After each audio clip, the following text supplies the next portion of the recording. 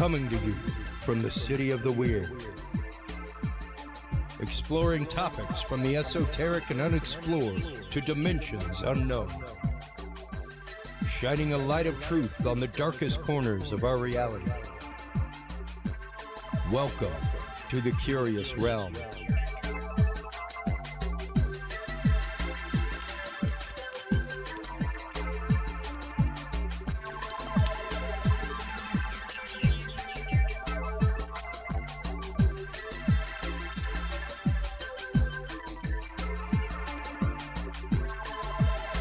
Well, hello everybody, and happy Tuesday night to all of you curious family out there.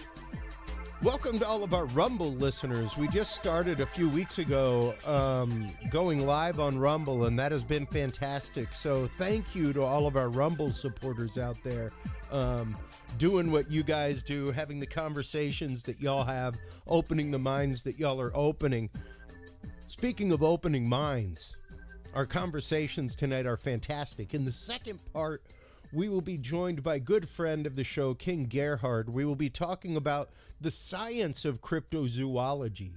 Believe it or not, folks, when it comes to cryptozoology, as he likes to say, the important part is that last part, the zoology, the actual science behind it. You know, the looking for new categorizations of animals, looking for new animals. So we're going to get into that. We're going to get into the science behind it. We're going to get into how squatchers, how people out doing paranormal research, things like that, are themselves citizen scientists and contributing to the data set. Whether what you have is a proven anomaly or a disproven fact of nature or trick of the lens, what have you, remember, you're adding to the data set. And even if it gets culled, the data that's culled from the data set is sometimes just as important as the data that's kept in a data set. So we're going to be getting into that. We're going to be getting into some of the actual science behind this. And our guest in the first segment is an actual scientist, Dr. Scott Taylor. He is the head of near-death meditations. We will be talking about near-death experiences, as well as one of my favorite topics, brainwaves. Many of you may also know Dr. Scott Taylor from his work with the Monroe Institute and binaural beats, things like that, a science which is very near and dear to my heart as a binaural beat musician. So welcome back to the show, Dr. Scott Taylor. How are you this evening? Chris, I'm just excellent. Thank you for inviting me back on the show. I have been looking forward to this. Same here, man. Over the last few days, I have had some very interesting, let's say, brainwave experiences. And along with those came a lot of revelation, and when it comes to brainwaves, when it comes to how our brains are so malleable, Doctor, not only in the way that they repair themselves, but in the ways that we can train our brain to repair itself, to get over PTSD, things like that, through things like binaural beats, but also how our brains react in situations like near-death experience. I know that the Bigelow Institute put out a big bounty on contact with the other side. Anybody that could laboratory-wise prove connection with the spiritual, connection with an NDE or with the other side, and even some of the laboratory work that's been done on the brains of NDE experiencers, is pretty fascinating. So what first brought you into the world of studying brainwaves? Let's start out there before we get into NDE experience, Doctor. Sure. I, for the listeners on your channel, may remember that I had a shared death experience back in 1981. And in that experience, I witnessed my girlfriend, who had died 6 days before, come across the veil and scoop her son out of his physical body when he made his transition. And then the two of them embraced me and took me to the light. And, Chris, it was an extraordinary experience. It was like I was just bathed in the love of the universe, and that I had contact with each and everything that was available out there. But, that wasn't the most important part. The most important part was that I was able to be with them, and I got a chance to, I had a chance to say my love and affection for each other, for them. And I had a chance to say a proper goodbye. And I had a chance to be with them. So when I came back to my physical body, I had this burning desire to go and enter that space again and establish a relationship with Mary Fran and Nolan. And that's when I started searching the world for a way to be able to do that fit me, my personality, my lifestyle, and that whole thing. And I found it through the Monroe Institute and the work that Bob Monroe had done with binaural beats, and how binaural beats help entrain the brain to expanded states of awareness. And it was through the use of those binaural beats that I was able to raise up my frequency level enough that I am able to establish contact with Mary Fran and Nolan and have a relationship with them that continues on to this day. So that was a long answer to a short question, which was it was a desire of mine to go there again, because I knew if I done it once that I could do it again. Yes, and I think very much yours was a shared NDE experience that brought you to this revelation and brought you to this quest of bringing your brain back to experiencing that. And I think mine was very much my experience that I had that changed my life. We were wondering how to build the bridge between NDE and binaural beat before we started this show, Doctor. And that's exactly how to build the bridge, is that idea of being able to have your brain scientifically replicate what happens during that NDE experience and the brainwave patterns that it's experiencing. That once again, once you start looking at high crown chakra vibrations, things like that, yes, you're going to get almost an astral projection type experience with the brain. Yes. Well, what we know about binaural beats is that they are very good at leading the brain into specific states of consciousness. Depending upon the blend of the frequencies, you can lead the brain into vibratory states, so I call them vibratory windows, that allow the person who's doing it access to really specific types of experiences, like say you want to tour the tunnel that takes you from the physical world to the non-physical world. Well, that exists at a specific brainwave state, and does when you have the reunion, that takes place at a vibratory rate that is unique to itself. And that place where, that area of life between lives, that exists at a frequency level. And what most people don't know, Chris, is that in NDEs, people have the experience of usually is one of three lights. You know, there's the white light at the end of the tunnel. We've all heard about that one. Yeah. But there's also black light, which is the source of all things. It's the void. It is where, if you're a Genesis 1 fan in the Hebrew Bible, you know, it starts right off and says, you know, before there was anything material, there was the blackness, there was the void. Yeah. And the abyss. It was deep. Yeah. Something in that order, depending on your translation. Anyway, so it's an extraordinarily wonderful, loving state. Folks often call it the womb of God. Isn't that lovely? The womb of God. Yeah. And then, of course, there's clear light. That's the third kind. And there's not a third. I'm sorry. Clear light is the experience where, well, you know, I saw you there at the beginning, you know, sitting at your desk with the microphone and the monitors and all that sort of thing.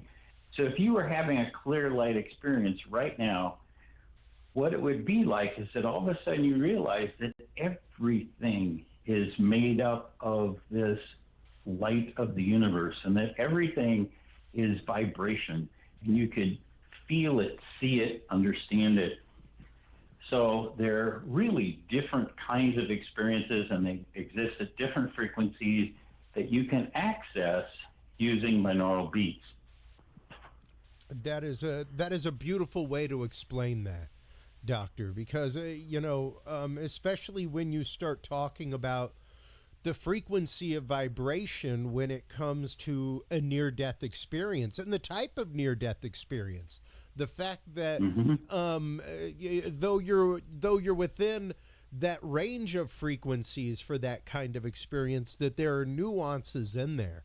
And our good friend Mindy Topfest, author of Dying to Meet Them, is one that speaks about a void, like you said, a blackness, and she was brought up in a very Christian upbringing, you know, and I was brought up Roman Catholic, studied as a seminarian. I even had my misconceptions about NDEs. I would say one of my most eye-opening experiences was sponsoring and going to the International Association of Near-Death Studies conference a couple years ago, and talking with many people, and talking with a couple people who had NDEs that were not pleasant ones. They were not happy ones. They didn't come back with the message of love and hope. They came back with the message of, you're lucky to be alive and you better change your ways real quick, you know. And then Mindy is thus far the only one that I've met that her experience was going to void, where what she assumed would be the light at the end of the tunnel, the loving voice, the message was just nothingness.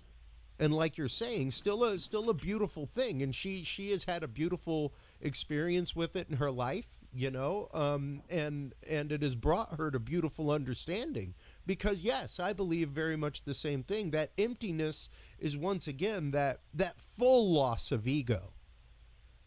You know? Yes, absolutely. It's a place of unity. Yeah.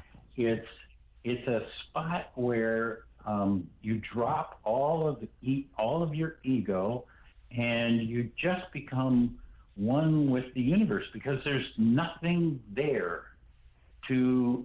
that you have to interact with. You get the pleasure, the gift of being with yourself and all of eternity. It's an extraordinary experience. And some of the people who have it realize that this is the foundation of our entire universe, this loving black source of all things. And they get a chance to experience that. Other folks, because they're thrust into this space where they were expecting something, or at least, you know, anything, are thrown off by it. And and sometimes they interpret that negatively, which is too bad. It's one of the reasons that I encourage people to develop meditative states, and especially those that are associated with a near-death experience, so they get a chance to know the complexities of the non-physical universe and the treasures that it has for us. Yeah. And sometimes what we think is a bad experience is actually not that way. I like your example that you gave just a little bit ago. Thank you. When people come back and they say, "Oh my God, I had this terrible thing that happened," and you ask them, well, what happened? And it essentially was, this conversation like, "Chris, you signed up for a mission, and your mission was to do X, Y, and Z, and guess what? You're not doing that mission. In fact, you're not even close to doing that, your mission. You are off messing around doing this and messing around doing that, and you're not tied in with what it is that you came here for." So I call it the 2x4 message alongside the head. Because it's our guides, ripping us a new one and reading us the riot act, saying, "Listen, you are squandering this most precious gift of being alive. And we are here right now to tell you that you got to shape up and fly right." So there's that kind of thing. But, there's also other things that happen in a difficult experience. Those of us that have read Joseph Campbell, The Hero's Journey, know that there's a cycle that happens on the hero's journey, and at some point in that journey, the hero has to confront this really big problem. Like in Harry Potter, remember when Harry had to confront the 3 dogs that were drooling? Blah, blah, blah. Well, in negative experiences, there's often a test like that. And it is the test of the soul to say, claim your agency, claim your power, and figure out how you're going to get around that 3-headed dog, over the mountain, across the stream, whatever it is that is being presented to you as a barrier. And this is where you begin to realize that you can do all kinds of things that you never thought possible. It's like, get out of your human head and learn to experience all of who you are. So it's one of those things that guides will put in front of you to help you grow. And it may not be pleasant, but afterwards you go, I learned so much as a result of that test. That I am now a better person, more able to live in the peace and joy that is our physical life. And the last thing I'd say about like a negative near-death experience is that sometimes people come back and they talk about how afraid they were. And I'll ask them, well, were you afraid or were you just startled? Because there's a really big difference. And I get a lot of folks will sit back in their chairs and think about it and go, no, you're right, Scott. I was startled. There was something that happened that I didn't expect, and it really threw me. Well, what we know about that environment when that happens, and so for the price of admission, for those folks of you that are listening to this right now, this is worth your time. So if this happens to you in the non-physical universe, the the way to deal with it is just to step back, look at this three-headed drooly dog, and say, "Hi, now that you have my attention, what is it that you're trying to tell me?" And universally, that three-headed drooling dog or whatever it is that's, causing you trepidation will morph just like that. And it'll morph into a shape that's more pleasant, and they'll say something like, "Let's talk about the life you're living. And do you really think those, whatever, drugs, people you hang with, the career that you chose, whatever, whatever is what you came on earth to do?" And then you can actually have an honest discussion with somebody who loves and cares for you and wants you to grow as a soul. That's the role of guidance, is to, to always be there for you. And if you're straying off the path, they'll come get you. And, at first it might not be pleasant, because it takes a while maybe to realize that this is your best friend in the whole world, or in all the worlds, make it more precise. Yeah. So it's negative experiences have a lot of these, points in common.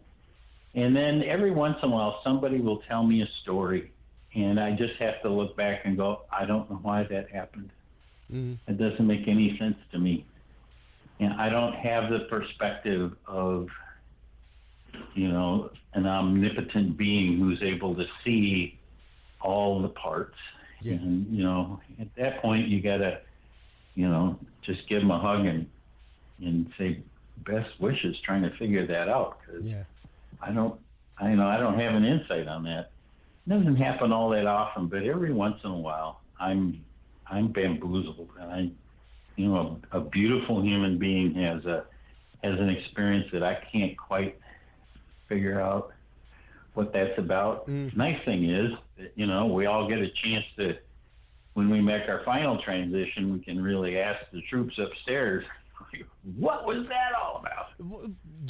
Yeah, and even the idea, Doctor, of the ninth grade science behind it all, and I can hear my audience right now in the background. They could probably quote me the whole idea of, like, by all ninth grade science, we are 90% empty space. You and I are sharing an electron shell by everything we know by physics right now. So I think you're a little light on that. I think it's in the 99s, isn't it? I may very well be fully underestimating that, but the idea is that we are not solid matter. We are conscious vibration, if anything. Yep. And that energy cannot be created or destroyed. It can only change form. It can only resonate at a higher or a lower frequency, and thereby move between dimension that's vibrating at that frequency. Interesting. Yeah, interesting you should mention that, because I've been working on teaching people to bend spoons or rebar, or that kind of stuff. Yeah. And the intellectual theory behind all that is that that seemingly solid spoon is almost all space. Yeah. And there is space between the spaces, like the space between molecules.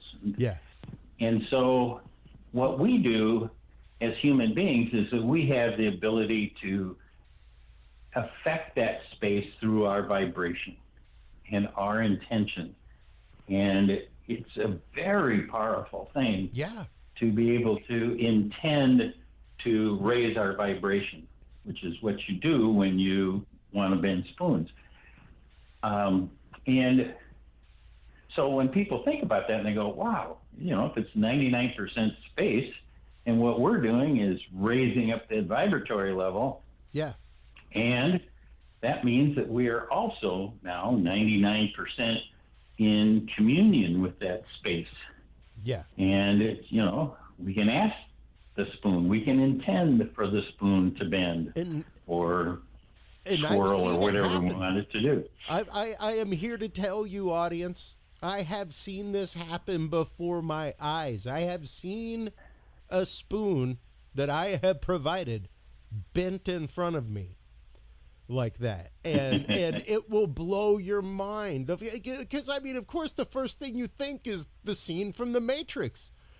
The real trick is to understand there is no spoon, I love that. Yep. And quite literally, it's so real, it's so viscerally real, Doctor, the idea that no, there is no spoon. What there is the agreed upon illusion of spoon, that platonic, that literal platonic concept of the essay qua essay of spoon, and the agreed upon idea of this is perfect spoon, and now it is, And we can say, that idea of spoon now contains the verb bendable. Yeah. Yeah. Or sorry, that's an adjective. Bendable spoon. But yeah, it's the fact of we can change it by literally changing the definition of it in our mind, and it's pretty remarkable to think about that.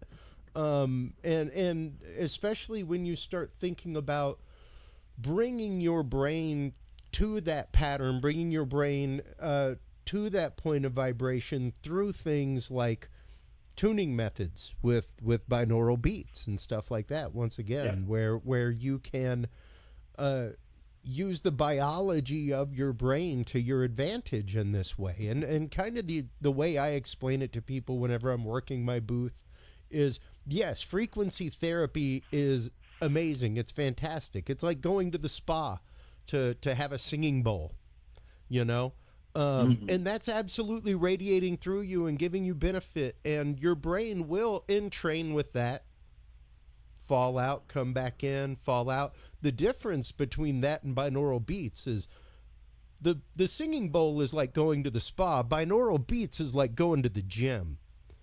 You're literally teaching your brain to make that frequency itself when it needs that frequency, as opposed to just responding to the frequency when provided. So I explain it like, when you're listening to binaural beats or blends of binaural beats, you're wearing headphones and it's a lovely, relaxing thing.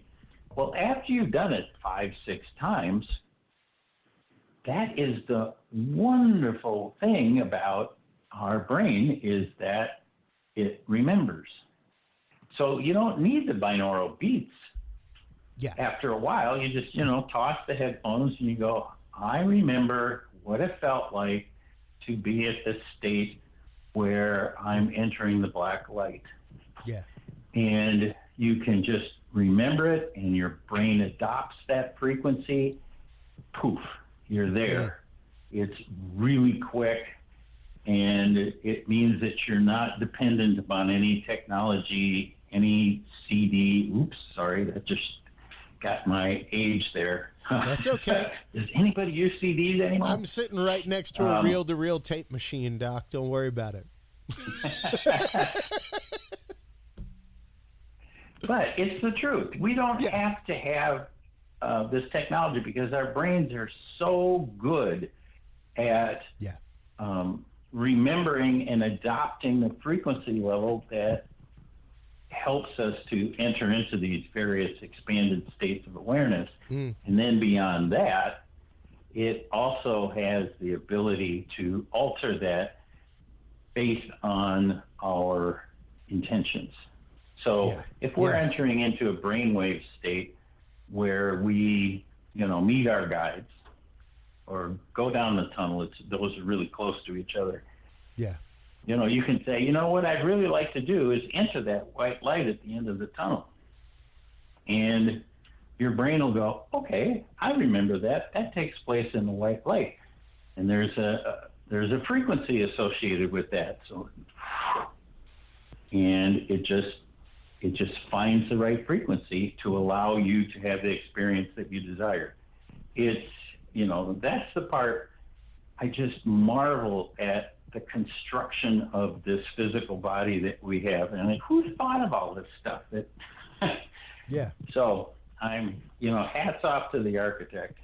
Well, and just speaking of architect, that kind of brings us to a concept here with our brain, Doctor. For 90% empty space, and if we are conscious vibration, and if we can change that vibration via intention, as we're saying, what's the use of the brain? That is a great question. Of course it's a beautiful transducer, don't get me wrong, with fats and electrodes and in a resonant chamber. It's a fantastic transducer of data, quite literally, electromagnetic fields, all kinds of things. But that once again is just affecting our vibration. So what's the use of the brain? Like the actual organ? Well, I actually know that answer. Because having been in that state, I had a clear light experience, and I was connected to everything in the universe. And if I had adopted physical form and had that ability to, be in contact with everything in the universe, I'd be a dead duck. I mean, you have to focus when you're here in the physical world. I mean, there's snakes in the grass and tigers in the trees and all kinds of things that, you don't want to step off the curb looking the wrong way when you're in London. It takes focus to be here in the physical world. So what I believe the brain does is it takes all that information that the universe is providing us and filters out the things that we don't need in order to be here in the physical. Yeah. So it's like a radio where you're tuning the right dial to get to the right station. It takes care of the 27 channels or stations down below that and the 100 stations above, just so you can get just the right information so that you can be here in the physical world, focus, and then, of course, like you were talking about, it's an electrical organ. So it directs all the action for our physical body. It says, if we're going to be here and we got to walk across the street, we're going to look both ways. And, it allows us to move our physical body, and it is the interpreter, the filter for all of the non-physical information that's available to us. And what happens, back to near-death experiences, is that when people have a near-death, a shared death experience, or a spiritually transformative experience, some of those filters just get knocked away. Yeah. And when people come back, they sit there and go, well, shoot, I can hear what people are thinking. I can see dead people, walking down the hallway. Yeah. I can, they come back with what we would call superpowers, but really what it is, these things have always been there. It's just that our brain has filtered them out. Yeah. And once those filters got knocked away, we can do that. Yep. And so in the not everything is useful.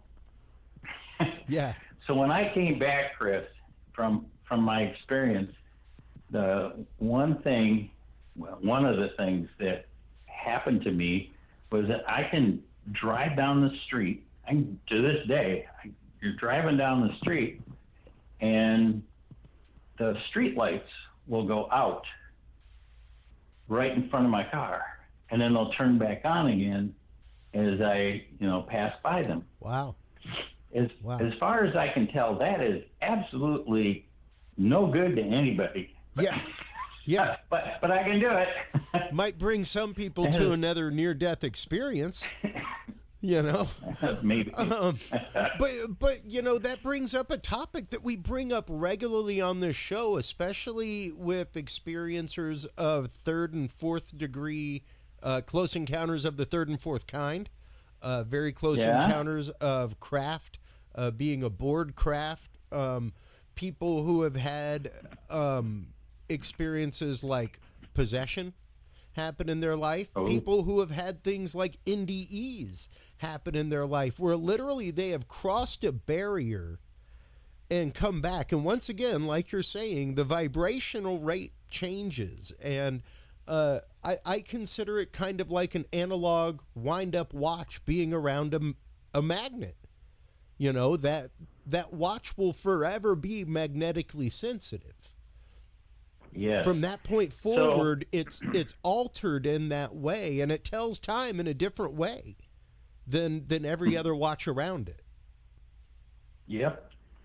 So I had a conversation with PMH Atwater about this very topic. And excuse me. And for those in the audience who don't know, PMH Atwater is one of the leading researchers in the world of near-death experiences. She's written I think it's up to 22 books now. Might be 23. Sorry, PMH, if I got that wrong. But she says that her definition of a near-death experience really is tied into two things. One is that the way you measure a near-death experience is by the after effects. It isn't so much what happens to you during the experience, but kind of what happens afterwards. And second is that change is the result of having touched the light. It can be just a microsecond of, touching that white light, the black light, the clear light, and it permanently changes you, changes your vibratory rate. It changes how you think. It rewires you just like that. That definition becomes really important because I've interviewed hundreds and hundreds of near-death experiencers, and some have no memory of, say, the car accident itself because, that crash, they had a traumatic brain injury or whatever. And, physically that part of the brain just isn't up for remembering that particular instance. But they are poster children for the after effects. And it gives them great peace of mind to know that this change in them is due to something.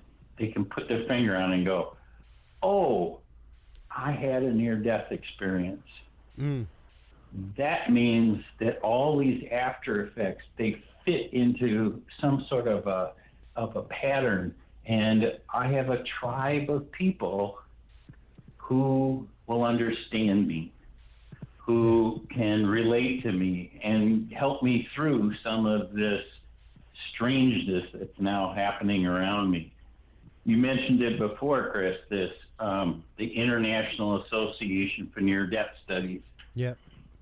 They have a conference every year. Yeah. And it's coming up over Labor Day. It's in Scottsdale, Arizona. So if you're in that neck of the woods, you might want to come and check it out. Will you be there this year? Yeah. Oh, man. It's coming up. Oh, that's over my birthday weekend, and I was so tempted to come out this year. And I don't know if I'll be able to or not, but it's an incredible conference, folks. I'm here to tell you. It's absolutely amazing. It's incredible. And half the people who attend that conference are experiencers. Yeah. And one of the lovely things they do at the conference is if you're willing to tell your story, you wear a special ribbon on your name badge. And it gives whomever permission to come up to you and say, would you tell me your story? What happened to you? Yeah.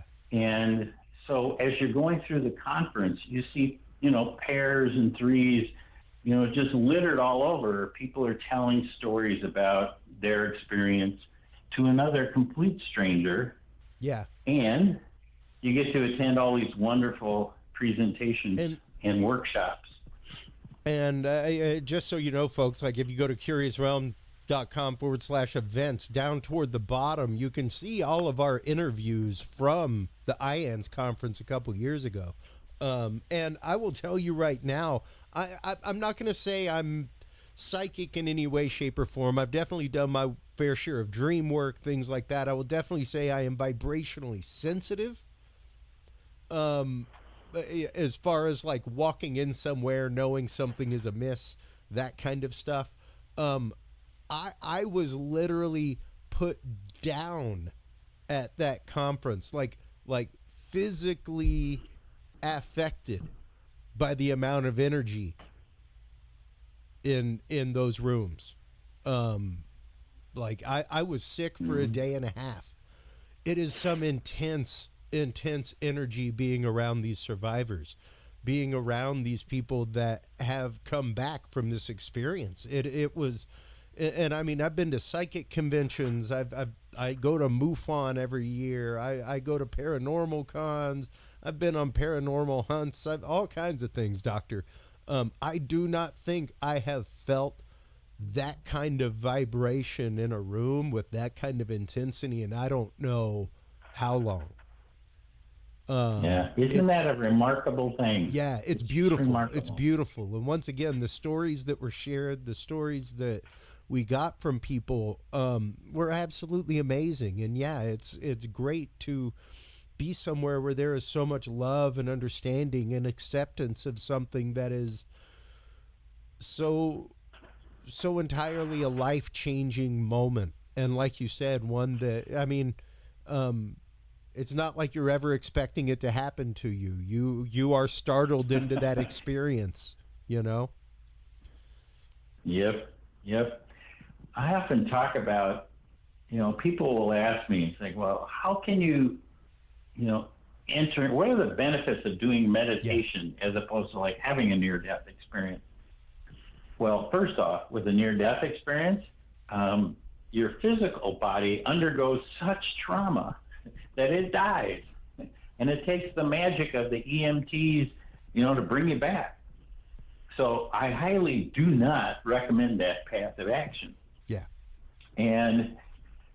But by meditating and learning to enter into these vibratory states through meditation, it's like, let me see, what's a good way? Okay, so a near-death experience is like standing outside with it's a really black night, no moon, and somebody grabs you and throws you into the deep end of the pool. And you didn't even know there was a pool there. There was just this instant transformation of your environment, and you're underwater and you don't know which way is up and can you breathe and yada, yada, right? But in meditation, what it's more like is that you get to put your toe in the water, and then you get to wade in the shallow end, and then you kind of move towards the deep end, and at some point you learn to dog paddle, and then at some point you swim, and as you get out to the deep end, you learn to dive and navigate underneath the water and come up, and you know how to breathe and how to be in that space that's safe. And you have time to explore because you know what you're doing. Yeah. As opposed to the folks who actually have a near-death experience, they don't know what they're doing. Yeah. They're just thrust into this environment that they weren't expecting. So it's a lovely thing that way. Well, and so we have you for about 10 more minutes. I was going to say, let's move from that idea to the idea of using these frequencies, using binaural beats and other meditation methods to literally not only prepare yourself, but prepare your family. Like what if somebody has a family member living in hospice, and this transition is something that they're afraid of, Doctor? Is this something that can help prepare people for their transition ultimately? Excuse me. Yeah. Excuse me. I got a frog in my throat. The short answer is yes, of course. And it's done a couple of different ways. One is like me. I mean, my dad passed away this last October, and we had a chance to talk about what was coming up and he could think about this transition. And he had questions for me about, does it hurt? What can I expect? Yeah. Where do I go? All that kind of stuff. And so, because, I live in this realm for the last 35 years, I had some answers for him, and that was really helpful. Some people, like, I don't know, about a dozen years or so ago, my dad actually said, I would like to try on those headphones and get a sense of what that feels like, so I can go there ahead of time and be able to not wonder what is going to happen. And, there's a couple of things that you can do. One of which is you get to request your escort. So when you leave your physical body for the last time, you can request that somebody that you know and love be there to escort you to the light. And they really will show up, because clearly there's a bond there, a loving bond. And of course, if somebody asked you, would you be there for me? Of course you'd go. Yeah. And so the same thing applies, that you can have this really loving being there for you, so that you feel safe and that the transition is easy. The other thing that I find that's really fun is I had a cousin who was in hospice, and she was terrified of her transition. And so what I did is, we sat down and we planned what her reunion would look like. And she wanted a picnic, with a tent, kind of in this field between trees and flowers. And she wanted picnic food. She wanted burgers on the grill and potato salad. And she wanted, tablecloths that had certain colors and flowers. And, we planned the whole event. And then we invited the people that she wanted to have a reunion with. And there were some real favorites that she wanted to show up, and the pets that she had loved throughout her years. And in that process of doing this party planning, or planning her reunion, what happened was that instead of being afraid of something, she was looking forward to something. Yeah. And it allowed her to be really at peace with this idea that her body was failing from cancer. And when it was time, she knew that Uncle Ben was going to come and pick her up, and that her family, her grandparents, her best friend, her neighbors that she grew up with, some favorite school teachers, they would all be there to welcome her back and have a wonderful time exchanging, well, what's going on in the physical world? What have you guys been doing up here in heaven? Come on, spill the beans. So anyway, it makes a difference, because all of a sudden now, what was unknown is now known, and there's some scary things out there that people have put into our culture over the years. One of which is, and you'll appreciate this, Chris, because, if you were to go and Google images of death, and you did that 15 years ago or even 10 years ago, more than likely you would pull up the image of the Grim Reaper. And he's got this hood and there's no face and there's a big sharp sigh and everything about it is malevolent. Yeah. I mean, this is not a good time. But if you do that today, more than likely, the vast, vast majority of the images are going to be the light at the end of the tunnel. And that is due to the work of IANS, to the work of people who, NDERF,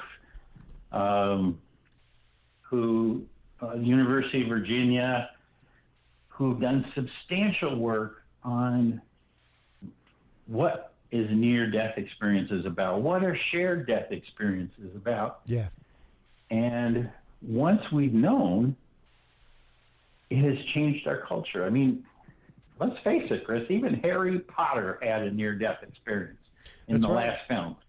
That's right. So it has really changed us as a culture when we have looked at this, at the data straight in its face and said, tell me what's going on. Yeah. Tell me what's going on. Well, so all those stories, I mean, I think the last time I checked between the various databases, there are about 30,000 stories about people who have had near-death experiences and have written about them, and they're, it's data to be mined. Yeah. And and that's what it is. You know what they say about having a lot of stories? It's data. And IANS is another one of those databases that, much like MUFON, I cannot wait until they can leverage AI in their database and start feeding their research papers, start feeding their case stories into an AI, a proper research AI. Like, just so you know, the one that I use, and just so you folks know out there, I am not an affiliate. I get no money. Sci Summary, SCI, like the first part of science, Sci Summary. And it's quite literally used by research scientists in laboratory settings because it only works off the data you feed it. So it doesn't pull from Google or DuckDuckGo or anywhere else. You feed it the PDFs of the papers that you want to summarize. So if you have 200 articles about, liver tissue damage done by alcohol, you could put them all in there and ask it for a 2,000 word summary and 10 bullet points, and it will collate all of that information. Just with the data that you give it, not drawing from anywhere else. So using things like that with databases like IANS would be incredible because, you could start finding similarities through stories, through experiences in all sorts of different areas, Doctor, very rapidly. Very rapidly. Boy, I sure wish I'd had that when I was writing my dissertation. And I had those 200 books to review and interviews today. That would have been fabulous. It's pretty incredible, and there are things like that out there now. I mean, Microsoft just this last January fed tons of research into their AI, and in one day found, I think it was almost 10,000 viable organic compounds to replace lithium in one day. Really? It was like a decade of laboratory work that this AI collated through in one day and found like organic sources that could be used instead of mining for lithium. Absolutely remarkable. Well, These are the things that we're up against. I'm glad I didn't have to do it. well, and the thing is, we can now start leveraging this kind of technology against data sets that we have for near-death experiences, that we have for UFO, UAP experiences, paranormal experiences, and start finding these areas that we need to study, you know, and that we need to really be ready to shake the hand of science with, because that's where we're at right now. We are realizing that, especially with quantum entanglement, things like that, Doctor, that so much of this is related. So much of this is related, you know. So I want to thank you so much for your time. I want to thank you so much for coming on again and again and discussing these deep topics, discussing how our brains can literally change the world around us, and how we relate to that in the world around us. So let everybody know where they can go to find out more about your work, where they can go to take your courses, because you offer courses in this frequency shift and in preparation for those things. So let everybody know where they can go to buy your binaural beat music, as well as take your courses and everything else, Doctor. Well, thank you for the ability to do a little commercial. Absolutely. There's one place that has all that information, and that's my website, near-death-meditations, plural.com, near-death-meditations.com. And there's an event section, and there's my classes, there's the CDs, there's a nice bio of me. There's, if you haven't heard it, my story is on the website. All my links to the courses I teach for Shift. So that is the one place to go that you can get all things near-death experience right there. So near-death-meditations.com. Absolutely. Doctor, thank you so much once again for your time. I greatly appreciate it. I love your work, and once again, I want to have you on again and again and again to talk more about this, because the world of near-death experience and the world of brainwave technology, to me, just go hand in hand. So yeah, I'm very excited that you're going to be at IANS this year. Yeah, well, we do have a good time, Chris. So I look forward to our next conversation. Same here. Same here. You take care. I will be in touch with links and all that kind of good stuff. You have yourself a great evening, and we'll be in touch soon. All righty. Bye-bye. All right. Bye, everybody. Care. Man, always an incredible conversation with Dr. Scott Taylor. And I'm here to tell you folks, stop on by and check out IANS. IANS.org is the website. I'm almost convinced to go to their conference again this year. They contacted me the other day, and you know, I've got people in Phoenix I could probably stop by and say hi to. Hey Andy, hey Sarah. So yeah. I don't know. We may be getting reports from IANS this year, folks. We'll see. But Dr. Scott Taylor is always a fantastic conversation. When we come back from this commercial break real quick, we will be joined by our friend in pre-recorded fashion, Ken Gerhard. We will be talking about the science of cryptozoology, what you can do as a citizen scientist, and the importance of preparing yourself, preparing your investigations to shake hands with science, when we come back from our break right after this.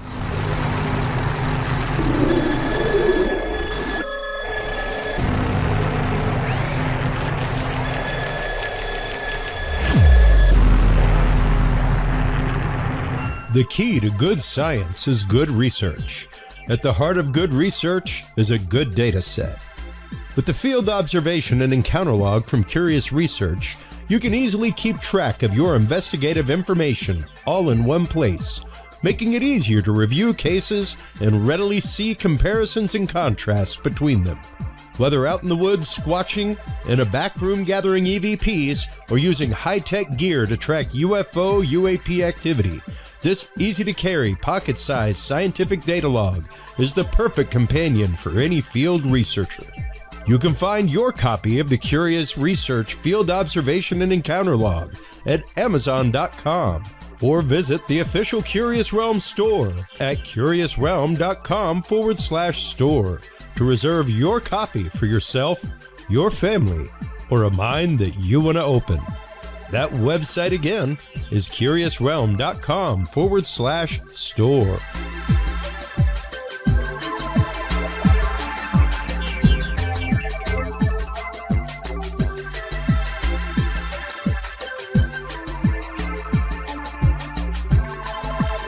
Thank you, everybody, for holding on through that quick break. And thank you so much to our sponsors, especially True Hemp Science. If you are a CBD user like myself, stop on by True Hemp Science today. TrueHempScience.com is the website that you want to go to.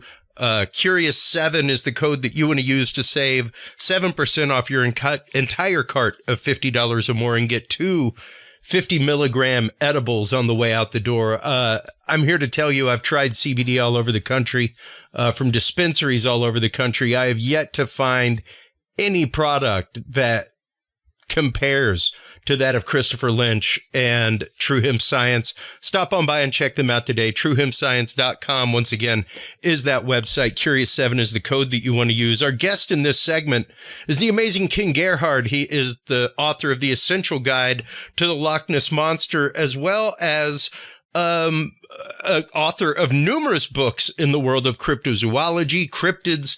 He's co-authored books with people. He has written forward to books. He has been all over Travel Channel, History Channel, a talking head on numerous shows. And his new website, KenGerhard.com, he is actively doing cryptozoology classes. And I am all about that.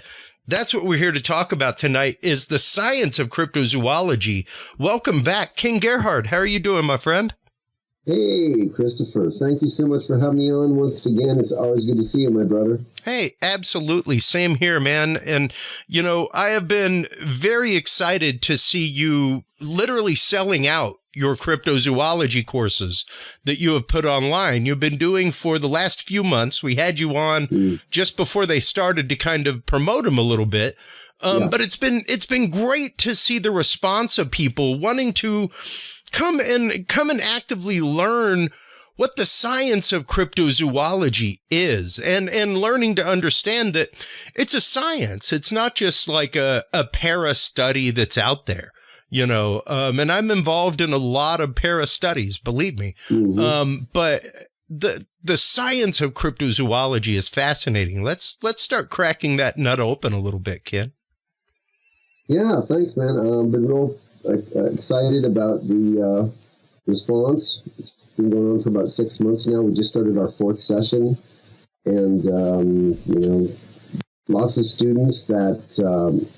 You know, lots of enthusiasm, and, you know, everything from like experienced researchers who, honestly, Christopher, it was, you know, a little bit surprising and also humbling when some researchers that I've known for a long time, who I know are very active and do a lot of stuff in the field, cryptid researchers and stuff, took the course and humbled themselves a little bit, because we could all use a little bit of knowledge here or there, or a little refresher. And, you know, we do quizzes. There's 6 classes with a quiz for each class. The quizzes aren't mandatory. I don't want anyone to feel like, you know, if they're not into the quizzes. I mean, it is about fun. I don't have a real accreditation that I can offer anybody. I offer a certificate and quizzes and feedback.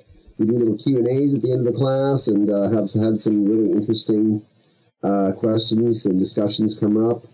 And been really pleasantly surprised as a kind of a first-time professor, if you will. I've been, you know, getting the quizzes back, and the scores are just, you know, really high. So that's great. It's just been a great experience, and it helps me also because I get to, you know, kind of brush up on my subject matter. There's so much. The field of cryptozoology is so vast, as you know. It's not just Bigfoot and the Loch Ness Monster and the Yeti, but you have so many different types of cryptids and aspects to the mysteries and mysteries within mysteries. So it's fun to talk about all of that.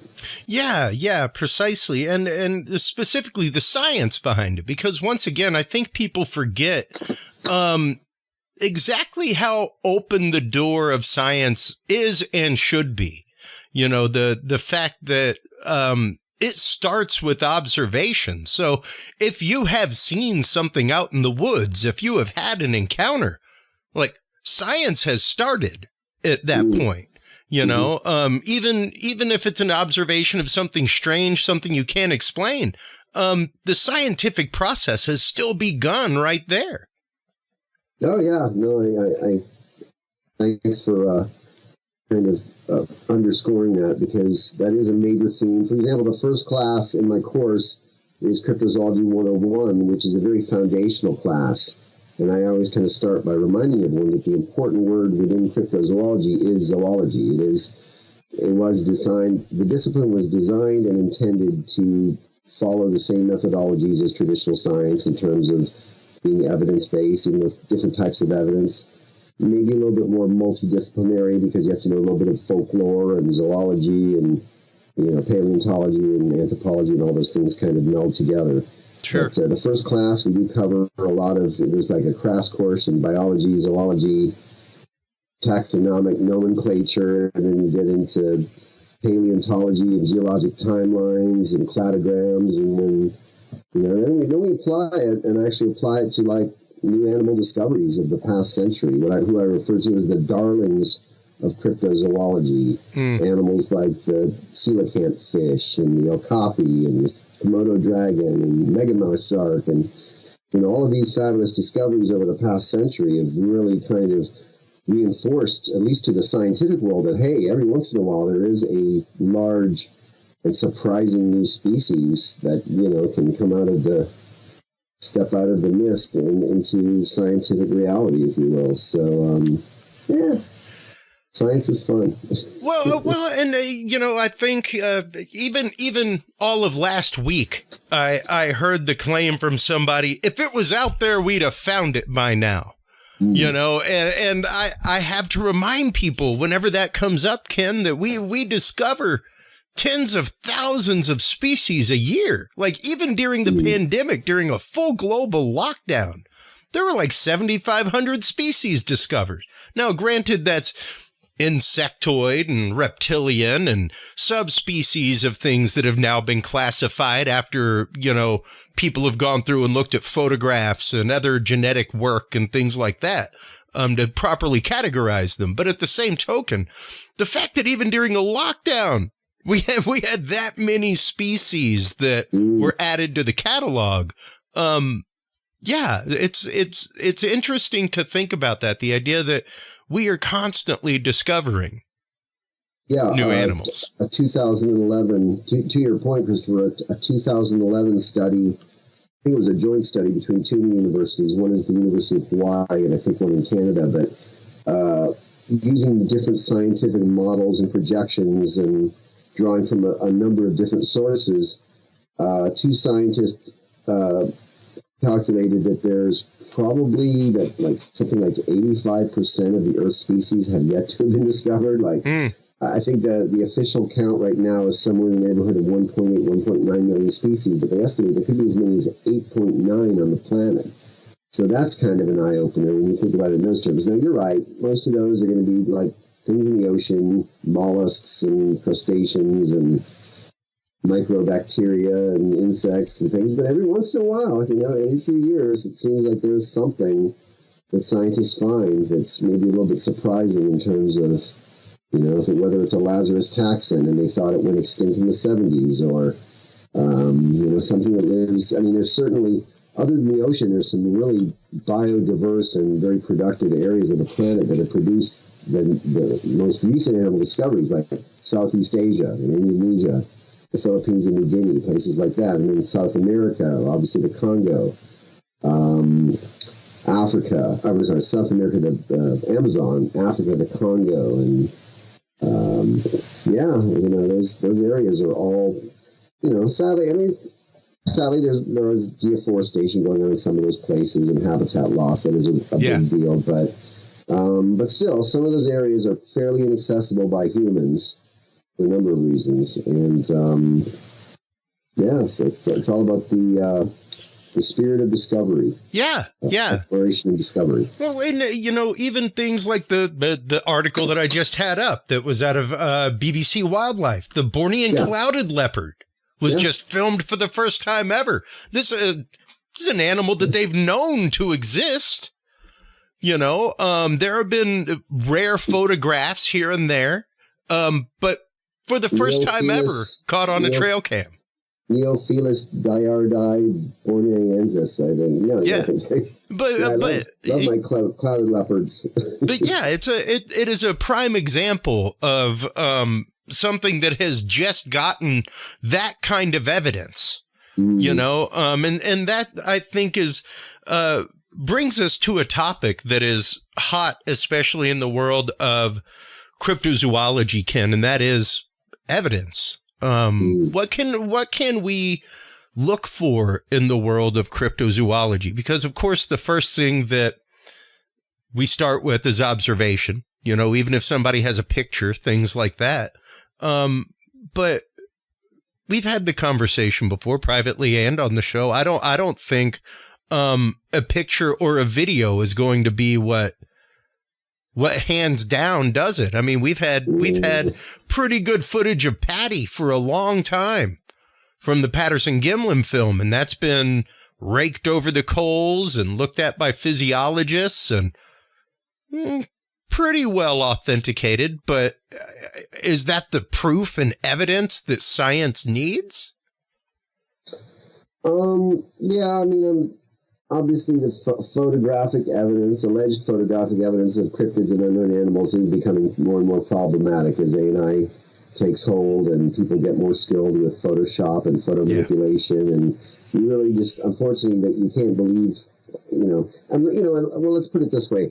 There's certainly a hierarchy in terms of something like the Borneo clouded leopard. Okay, yeah, scientists knew they were there, but just hard to find. Yeah. I think since 2006 or whatever, they genetically, did a phylogenetic test of, okay, that's different than the Asian clouded leopard or whatever. We know they're in Borneo.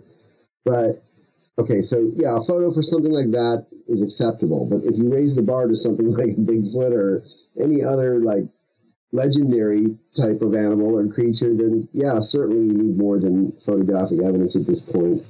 But the good news is that, the technologies like environmental DNA, it is still expensive, but it's getting more accessible. I've actually finally worked with a lab in Colorado on some samples I took, and a cryptozoologist afforded an eDNA, analysis. So yeah, that technology I think is going to really help in terms of, and maybe change, and then the focus should always be in kind of that. The gold standard of evidence with regard to any cryptid is going to be a body, bones, tissue, blood, teeth, and then, secondary to that, I'd say the eDNA, if you can afford that, and then the physical trace evidence can be interesting, things like footprints and scats and hairs and things like that. And sometimes at least you can start to build a case, for something being real. So. We're getting there. I mean, the technology is getting, so it's interesting. We have this paradox, right? The technology in some ways is getting so good that we have to disregard a whole line of evidence. But on the other hand, in other areas, the technologies, like the things like DNA are now perhaps enabling us to define an animal, even if it's not around, but it was, drinking from this water hole or, walk through this little patch of grass and we got, a piece of it. So that's pretty cool. Well, and even that's something that we've discussed on the show numerous times with numerous investigators into this field is the idea of leveraging new technologies in forensic data. The idea of not only can you cast the footprint, but you could actively test the soil that touched the foot. You could cut blades of grass and have that tested for DNA if there's a track there, things like that. We did not used to be able to get data like that. Because we can do that with human now, we can separate it. And even the idea of, I just popped up an article about AI helping to identify new species. And I was trying to find the article, but there was a new index being made of animal calls that are being examined by AI, so that there would be an AI database that you could be like, oh, I recorded this sound out in the jungle while I was looking for this animal, and you could put in the approximate coordinates, put in the sound, and it will compare it to other animals from that area. so that you could rapidly identify species sonograms and things like that. Pretty remarkable technology to see AI being leveraged in that way. And even cool. Even AI when it comes to examining DNA sets, that kind of stuff is pretty remarkable to consider. Yeah, no, that's true. I guess I thought about it in terms of some of the audio analysis, but the way that you kind of presented a case there in terms of, being able to go through these databases, you got to be vast databases that, that would just be insurmountable in terms of trying to use that. But that is cool. AI will certainly play a role as well, I'm sure, in terms of the analysis and being able to access all of the data in a much more efficient way than we've been able to. So, and I mean, it could get down to literally identifying a leopard by his spots. Right. With that, that's pretty remarkable to think about. That you could actively live track animals and track them down the trail and everything else just by their actual print on their coat. Cool. It's like a walking barcode for critters. God, that's kind of creepy to think about. We have the technology now. We do. And that is what's interesting more than anything, Ken, is finding new ways, once again, to apply this technology to this field. How important is it for people to properly be able to gather their evidence in the field, Ken? Not just a footprint, but how do they go about preserving something for investigation, Yeah, I mean, there's a little, once again, we do the final class in my course, we do investigative techniques and research methods and things like that, because I've been doing field research for a very long time, Christopher, and I'm still, learning things continuously. It's a never-ending process, and unfortunately, a lot of things are learned by making mistakes. That's sometimes, but we kind of. But yeah, you're right. In terms of collecting physical evidence, well, just like we were talking about, you may not always have AI if you're out in the middle of the wilderness. So sometimes you have to, as a field researcher, you've got to kind of have a pretty good working knowledge of animal sign, interpreting different types of animal sign, tracking, identifying resources and things like that in order to kind of like narrow down your search areas and things like that. In terms of evidence collection, we were just talking about, I took an eDNA sample from Loch Ness back in August and brought it back to the States and kind of went through that whole process of getting it analyzed. But I was at our event the other night, Symposium of the Strange. I was talking to Dr. Haskell Hart, the great Bigfoot DNA authority, and he came over and I was telling him about it. I was like, hey man, I used that lab that you hooked me up with, and he's like, oh, did you get the preservative in there right away?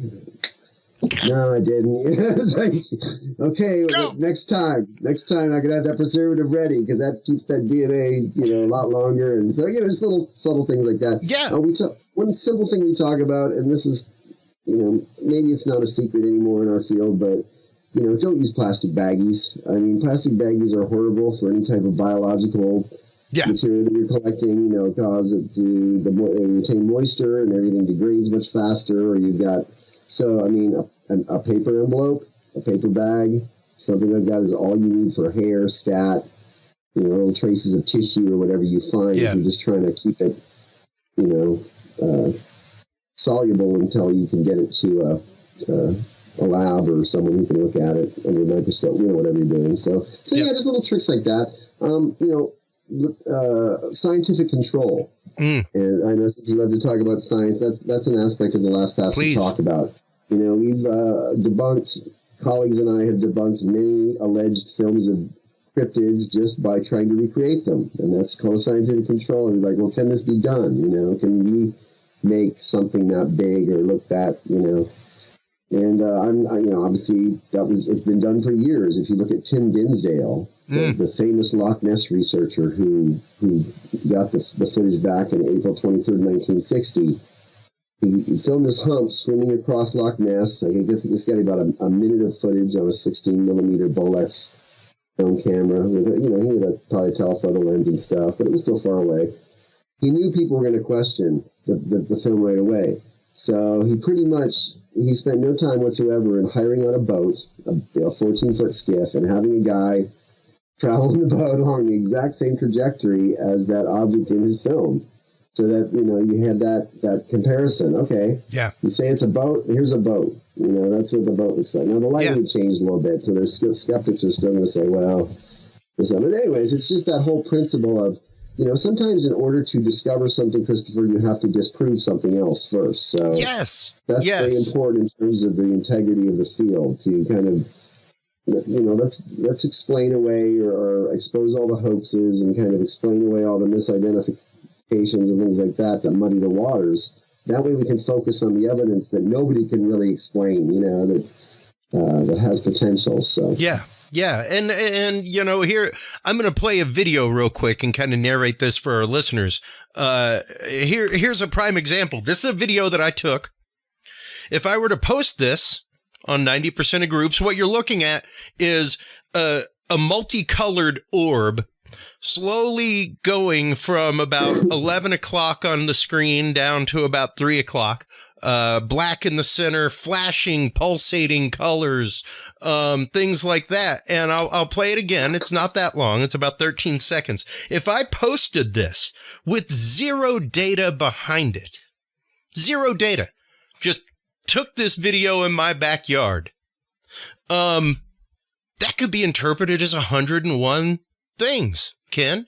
Once you say, I took this video on this date, at this time, the object was about this high off the horizon, everything else, you can very rapidly decode the fact that is the dog star Sirius out of focus in my telescope.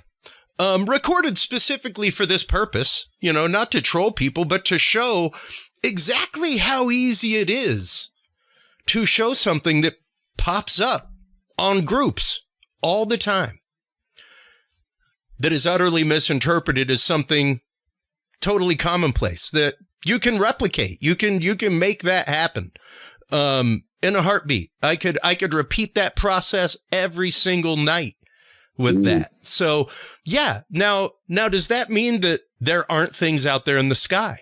No. What that means is that now we have data that we can cull from the data set, which only leaves the anomaly. We're getting rid of known quantitatives. And at that point, it's really more important the data that you get rid of than the data that you keep. Yeah, well put. Yeah, and I think that is where a lot of people get kind of discouraged with some of these things, Ken, whether it be photographs, videos, things like that. We have a want of belief. We have a want of confirmation. I'm a believer's believer. But because of that, my realm of evidence has to be larger.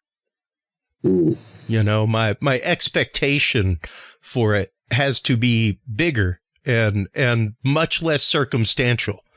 I would love to see that, Christopher, and not to,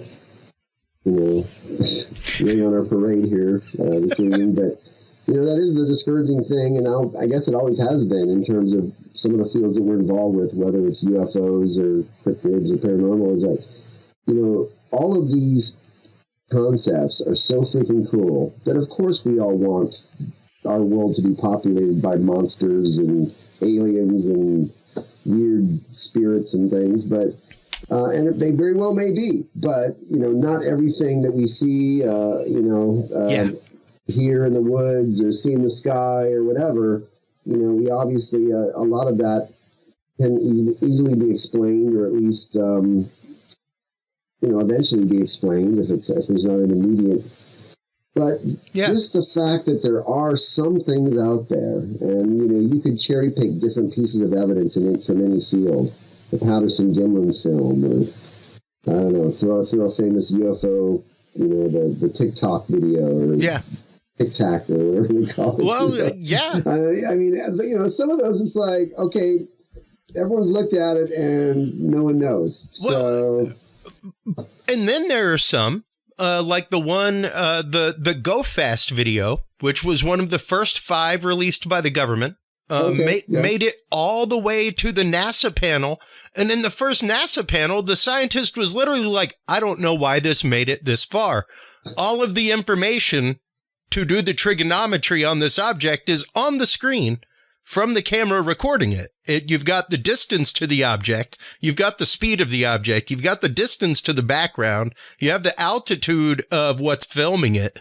And it came down to the fact that it was a 40-foot object going 40 miles an hour. So because it's within the realm of known quantitative, we can focus our efforts elsewhere, and that was a great example of how something could even get that far in the process, Ken.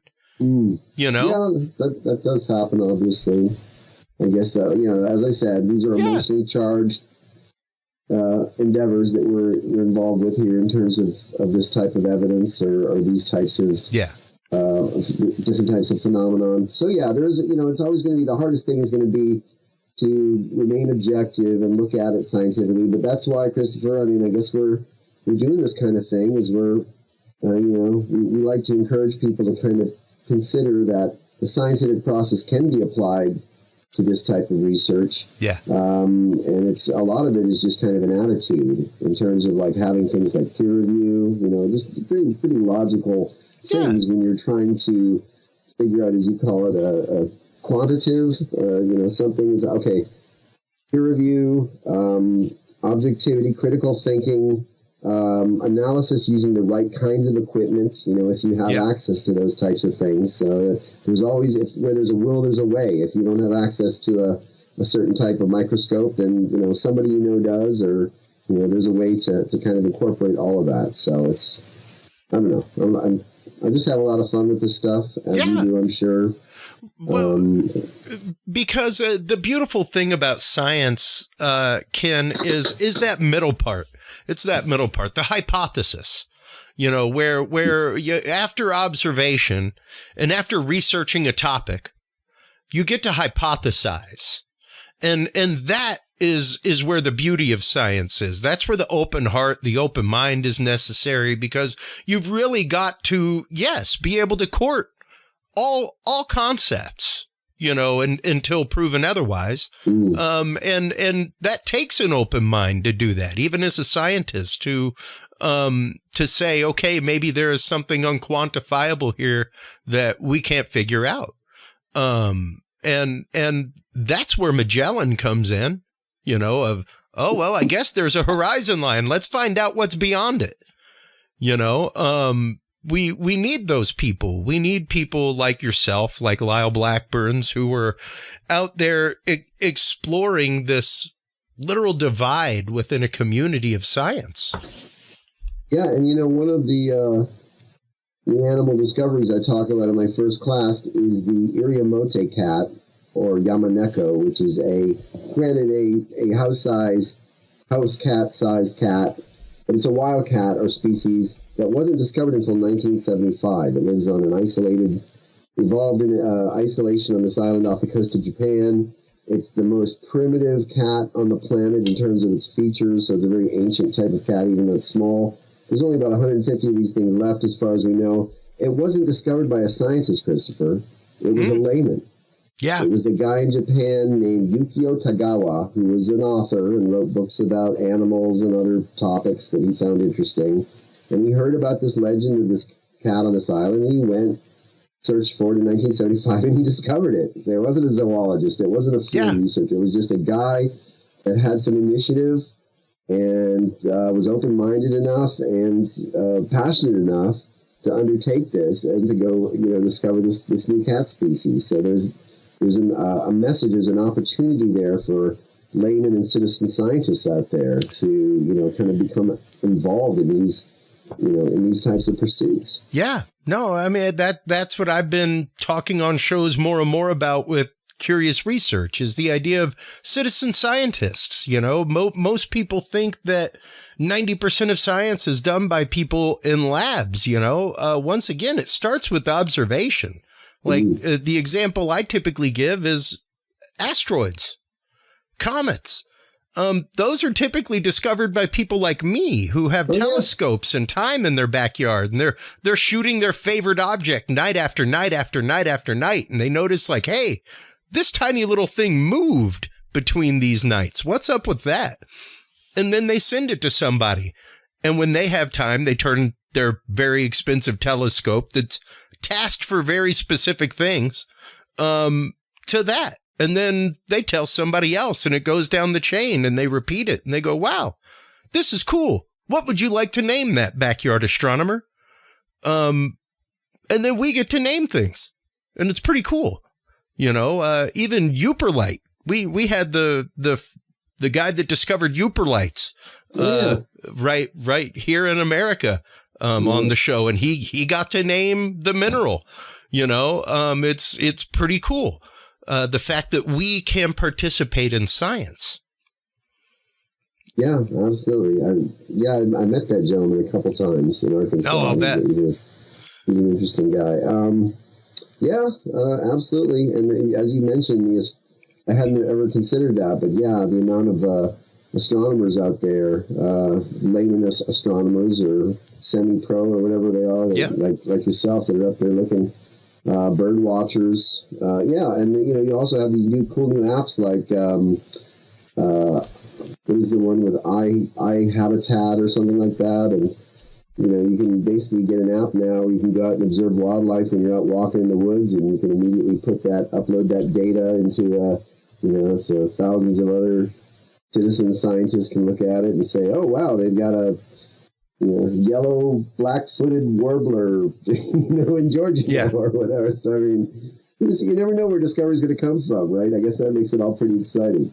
Yeah, precisely. And I just brought up a thing from the American Bird Conservancy about a bird photographer who's, like, in the last many years, photographed, like, 7 birds that were thought to be extinct.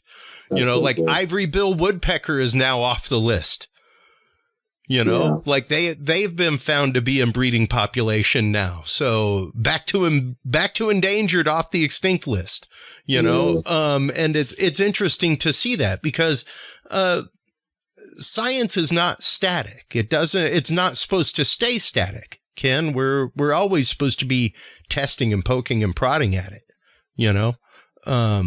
so yeah, to think, I mean, even the whole theory of evolution is still fully theory, and most of those skeletons are only about 40% complete.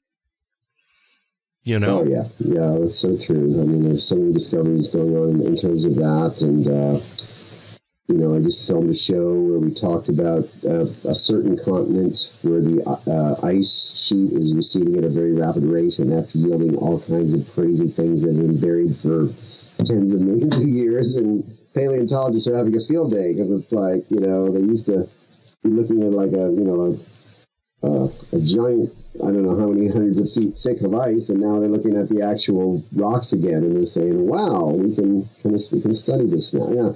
I guess it's not necessarily happy news that ice is receding. No, not necessarily. There's bad news in other ways. We won't go there right now, but that's a totally another show. Oh man, gosh, so I got science fiction, and some of these, not to scare everyone out there, but like doing the research, and I'm like, oh, and some of these bacteria are completely resistant to antibodies. Yeah, absolutely. Maybe we should bury that back down under the ice again. Yeah. Let's quit digging in the permafrost if we could. That'd be great. But in all sincerity, like even in the last 4 years rather, Dragon Man, the discovery of the Dragon Man skull in China, and that literally came from a deathbed confession of like, hey son, just so you know, when you were a kid, like I found this massive skull and I didn't know what to do with it. I threw it in the well. You may want to check that out. And yeah, they're talking a skull with almost double the cranial capacity of the average human, massive, and a whole nother branch of humanity. And that wasn't that long ago, right? They've dated that for like maybe 10,000 years. 2021, yeah, is when that came out, and it was not 146,000. Okay, but that is still pretty close. Still pretty recent, yeah. I mean, in terms of human evolution, that's not long ago. No, absolutely not. You're talking. I mean, it's saying right there, just before Homo erectus. So. Yeah. Yeah, to think about that, to think that we didn't split off the evolutionary ladder that long ago, and the one thing that I love about our mutual friend Ryan Edwards that he brings up is that timeline to discovery. The idea of like when we become scientifically interested in it, and when discovery tends to happen, and there's that like almost 100-year gap. And we're coming up on the 70-year gap with Patterson-Gimlin. We're coming up on that gap with, Roswell, things like that. So, the idea of these things once being rumor, these things being the stories of natives and stuff like that, by the time we get interested in it, it takes us a little while to catch up with that. Whereas the Native Americans, they don't really have an interest in going in the woods and tracking down Bigfoot. Like it's not really on their menu of activities for a Saturday afternoon. They're, according to their tradition, this is something that is there and that should be respected and should be given its space. So it's not like a big game animal you're supposed to go hunt and prove your manhood or something like that. So yeah, even the idea of that being scientific, when we garner our interest in it enough to go explore and go see and find out. Absolutely. Beautifully, my friend. Yeah. Yeah. Now, we've got you for a few more minutes, Ken. How could people, I'm not going to say how should, because I don't want to should people. But how can people begin investigating in the most scientific way possible? If they're wanting to go out and start squatching on the weekends, or go out and, look for champ in Lake Champlain or something like that, how can they begin their process in a scientific way? Wow. Well, I guess you'd have to tailor that to the particular cryptid. So like you said, sure. I think investigating aquatic cryptids, you're looking at a little bit more of an investment because, yeah, you can do the shoreline thing with some binoculars and cameras or whatever, maybe a hydrophone off the dock. But you really, if you're going to start using the technologies like sonar and, really good hydrophones or underwater microphones and underwater cameras, then you really need a vessel or access to a boat. And, if you own a boat, that's great, but otherwise that could be a little bit costly. I think cryptids, terrestrial cryptids like Bigfoot are obviously the easiest because you just find a location where there's been a lot of alleged sightings or activity through the years. Make sure you can get down to that property or into that land legally. I'm sure a lot of these are national parks and state parks that don't trespass and jump over a barbed wire fence or anything like that. And obviously, like you said, the word that you kind of kicked off this whole interview with, observation. People can hone their skills to become very good observers, during the daylight hours in terms of evaluation of habitats. Look where the resources are, look what types of things are moving through that area by their tracks, scat, pairs, or what other signs that you're finding. And, document. Part of the scientific process in terms of being a field researcher is journaling quite a bit. And if your penmanship's not that good or you don't feel like writing, then tap it into your app on your phone or, whatever you have to do, or just record it on your videos. But, you want to document the whole process as much as possible because that's, that adds a lot of veracity to any, data that you collect is the fact that it's been, well logged, documented, journaled, and that, what the temperature is like outside, exactly what time it is, the approximate GPS coordinate, whatever data that you can add to that equation to make things a little bit more precise. And, we talked about, maybe DNA's out of the picture, but hey, you can get isn't there an app now, Christopher, like a FLIR thermal imaging app for iPhones? And yep, that used to be a technology that was like baseline thousands of dollars if you wanted a decent thermal imaging FLIR camera. Yeah, and like that. You can get little phone add-ons now. I've got one that I think I picked up for like $100, something like that. That's actual FLIR, actively made by FLIR. So yeah, these things are much more attainable than they used to be. That's a good one. And drones are obviously, I'm not a drone. No, I've used drones, but I don't use them a lot. But that's a cool, fun technology that a lot of people are utilizing. Again, know your drone zones. So if you're near an airport or a military base, you can't shooting drones into the air. But if you're in the middle of nowhere and you want to fly over the treetops with a GoPro and get to a lake that you might not be able to hike up to. I mean, there's some really cool technologies out right now that we didn't have. Yeah. When I was getting started out here, that really lets you take a look at the environment, observe in a much more telling and precise way than we've ever been able to before. So well, and even the idea now of trail cams that exist now that are cellular. Like it'll automatically ping you with a cellular message. There's some right there. Where it's like, you put in your cell phone number and like it sends you messages and alerts whenever something goes through your trail cam. That's fun. Yeah. And if you're talking real time monitoring like that, that's pretty incredible. And that is one that, entry price, pretty low price point. Even if you're talking just regular trail cams, and one that, as I said at Symposium of the Strange the other night, if you're out there with trail cams, go make friends with your local wildlife department, go make friends with your local biology department at the university. Like there's somebody trying to do a study that cannot afford to put trail cams out there where you're putting them.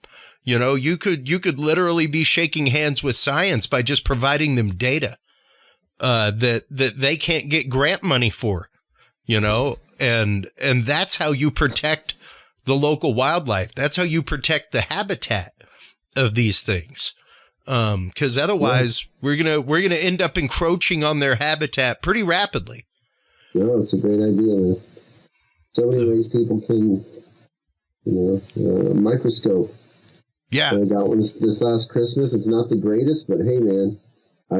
Start collecting hairs or, whatever. I mean, that'll open up, I know you're a big telescope guy, and I'm assuming you got microscopes too. I mean, they open up whole new worlds of discovery. They really do. They really do. And not just that, but learning that nomenclature helps you tremendously when it comes to knocking these ideas around with somebody who does have the lab experience, and even chatting with them about like, what can I do better? What can I do to preserve things? Trying to, even finding out how to properly prepare a slide without destroying the specimen that you're making the slide out of is hugely important, Absolutely. So just it's things like that, Ken, and it's pretty interesting when you start getting into it exactly how accessible some of this science is to the average person now, because it did not used to be, most definitely. It really is. So as we head out, what can people do to, I guess, increase the awareness of this? What can they do to, if they've got family members that are interested, things like that, what can they do to further their knowledge about cryptozoology? And what can they do about taking your classes? Where can they go to sign up for those? How frequently do they happen? All that kind of good stuff, man. Yeah, no, I appreciate it, Christopher. Thank you again for your time. Always engaging discussion. I always really enjoy these chats we have. My cryptozoology course is been getting a lot of praise, which I'm very, very honored and blessed by, but humbled by, I should say. But, if you want to get in touch with me, there's a link on my website, kengerhard.com. You can sign up for the classes right there, the 6-class course. I may also be designing some kind of extra credit modules and recording videos and creating different resources. Cool. That for researchers to use in terms of cryptozoology and getting a baseline of information and just kind of a working knowledge of whatever type of cryptid or aspect of cryptozoology you're into. People can also contact me directly on social media. I'm easy to find on Facebook, Instagram, X. I have a YouTube channel if people are interested in that. And, in terms of in general, there's a lot of good books out there.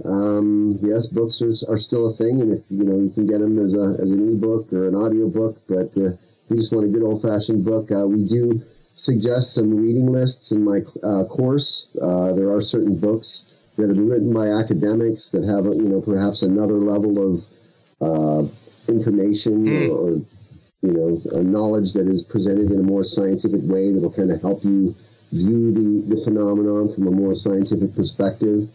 We all love a number of the storytelling podcasts that are very popular, are fun to listen to, but they're not really a good baseline of information in terms of the most accurate accounts and things you're always going to hear.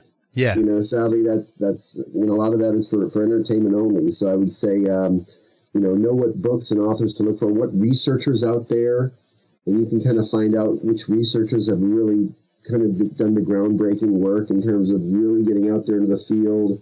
People like Adam Davis and, Richard Freeman in England. And, there are guys that go out in the field all the time and have really done some amazing work, and they're publishing books, articles, and doing interviews online and things like that. So there's a lot of resources out there where people can obviously expand their information. But again, I'd like to plug my cryptozoology course. If anyone's interested in that type of thing, we cover the foundations of cryptozoology, the history and the science behind it. We cover Bigfoot and other hairy hominins, Nessie and other aquatic cryptids, winged cryptids like thunderbirds and mothman, cryptid carnivores like the thylacine and the chupacabra, and you name it. So the class is pretty expansive, and there's a lot of material there. So go to my website if you're interested. It has been fantastic to see you develop this from afar, Ken. I have taken quite a few of the classes and sat in on them, and they are in depth.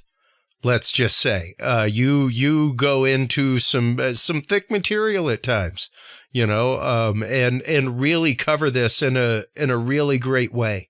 That's why I wanted to have you on to talk about it, because I think it's important. As you know, a lot of my show isn't necessarily the storytelling. It's demystifying the topics and talking about the science behind them and talking about how they relate to each other in different ways. And there is a huge connection to other fields of study with cryptozoology. And it's incredible when you start getting into the actual science of it and when you start removing some of the mythology from it. So I want to thank you for your time tonight talking about this so candidly, as always. It's great. Thank you, my friend. As I said, it's always a pleasure to come on with you. And I'm sure we'll be crossing paths rather soon. We live... Well, we're virtual neighbors here. Yeah. Like, an hour apart, 45 minutes. Yeah, Texas Minute. Yeah, man. So, we'll definitely have a blast with you at Symposium of the Strange. Thanks again for putting that whole thing together. And absolutely. Yeah, let's talk real soon. You bet. Well, thanks so much for coming on. Hold the line real quick while we close things out with the audience. While you are online checking out all of the amazing work of Ken Gerhard at kengerhard.com and his classes at kengerhard.com, make sure to stop on by Curious Realm. CuriousRealm.com/store is where you can find not only all of Ken's books, which are right there on screen right now, but also the other books, classes, videos, everything else from our guests, as well as the all-new Field Observation and Encounter Log from Curious Research. If you are a field investigator, if you're out there doing this kind of research, stop on by and buy the first of its kind Field Observation and Encounter Log. Get all your data in the field as it happens. So Thank you so much, as always, everybody, for tuning in. It is your open hearts, your open minds that make these conversations possible. And without the conversation, humanity does not march forward. So remember, take care of yourselves, take care of each other, and stay curious. We'll talk to you soon. Bye-bye. Thank you for tuning into this episode of The Curious Realm. Stay tuned for more guests, forbidden topics, and hidden truths. Follow us on social media by searching Curious Realm. To download the official Curious Realm app and view the Knowledge Vault, or become a sponsor of Curious Realm, visit our website at curiousrealm.com. Curious Realm is available on your favorite podcast and video services, curiousrealm.com, as well as KGRA Radio, APR TV, and the official Curious Realm app for Roku devices. Curious Realm is a proud member of the Ground Zero Media and Aftermath Media family of podcasts. For more great shows and members-only content, visit aftermath.media today. Thanks for listening. Stay curious, and remember, the other side is always watching.